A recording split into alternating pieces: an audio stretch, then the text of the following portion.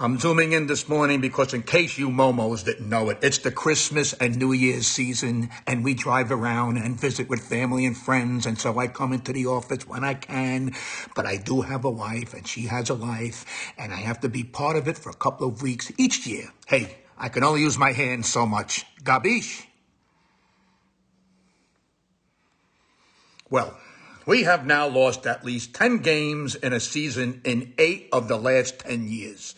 We've had lots of different coaches and GMs, and apparently nothing seems to make a difference. So we have that going for us, which is nice. DeVito came back down to earth on Monday and was pulled in the second half. Tyrod seemed to be able to make some things happen, but as usual, it was a little too late. We actually won the second half 22-13, but you gotta play the entire game. We had plenty of chances for big plays, and we pretty much blew most of them. Saquon can't do it by himself either. He had a better game than last week, which was like watching an infant on roller skates. You can throw an infant forward for more than 1.4 yards per carry. The bottom line is we missed huge opportunities against the Eagles. And the coaching is not good. It just isn't. We rolled Tyrod out to the left, and he has to throw across his body. If Kafka just designed that fucking play to the right side, it's a touchdown and a game changer. But this is what we do. We're working against our strengths, and as a result, we lost to the Eagles for the 256th consecutive time. The special teams did not play very well. There was a point where Cousin It had 3 net yards on his punts. 3 fucking total net yards. That's like ordering a pizza, and all you get is the circle of crust with no pizza in the inside. 3 fucking net punting yards is like going to a whorehouse and watching someone else have sex. A legless punter averages more than 3 net punting yards, for Christ's sakes. But this is what we do. Well, we have an injury report.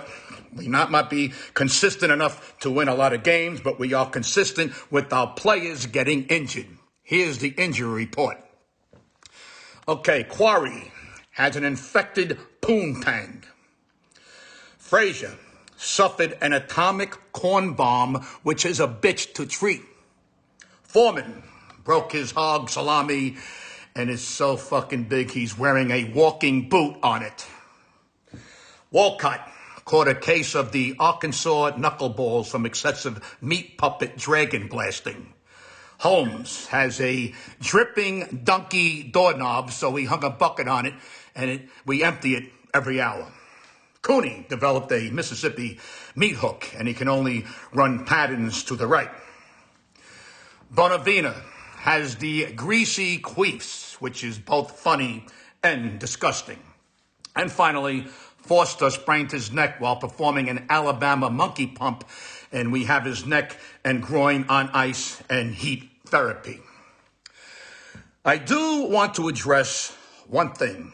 There are actually many fans out there who think the NFL is scripted, literally scripted, like someone is coming up with the scenarios for who wins and who loses. All I can say is don't let shitty officiating and then some of these subjective rules of football, like roughing the passer or pass interference, taint your brains. Don't think what's happening on the field isn't real. If you think having both New York teams suck for a decade is a good script for the NFL, then you're either a fucking moron or the fucking scriptwriter took too many mule kicks to the head when they were young. Print that, you fucking idiots. And that's that. We get ready for the Rams this Sunday. I mean, this could have been a meaningful game. Someone is going to make the playoffs at 8-9 or 9-8, but not us. Oh no, we are now officially eliminated from the playoffs. Our postseason tubes got tired. Our playoffs Viagra prescription didn't get refilled. Our postseason boners are now little tiny hanging pieces of boiled pasta. Print that too. We will play for pride, whatever that means, and we will have one more shot at the Eagles, whatever that means too. Merry Christmas to all.